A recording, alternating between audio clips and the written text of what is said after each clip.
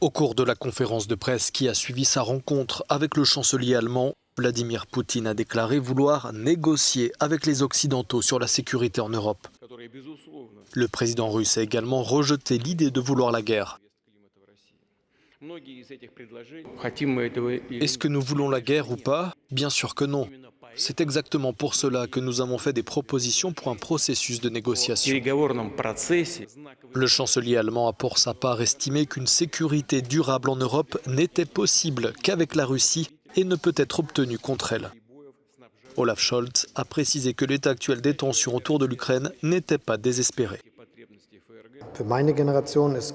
Pour ma génération, la guerre en Europe est devenue impensable et nous devons veiller à ce que ça reste ainsi.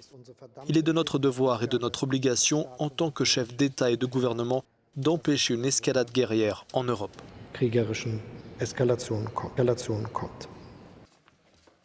À propos d'un retrait partiel des forces russes déployées autour de l'Ukraine, le secrétaire général de l'OTAN a exprimé un optimisme prudent tout en disant attendre un signe de désescalade.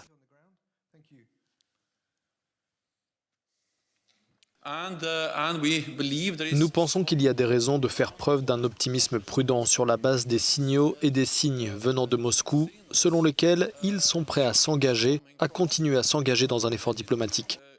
Nous sommes prêts à continuer à nous engager dans un effort diplomatique. Ce mardi matin, le ministère russe de la Défense a publié des images montrant des chars en mouvement et d'autres en train d'être chargés sur des rails à la suite d'exercices militaires. Si ce retrait de troupes venait à se confirmer, il pourrait marquer le début d'une désescalade des tensions après plusieurs semaines de crise.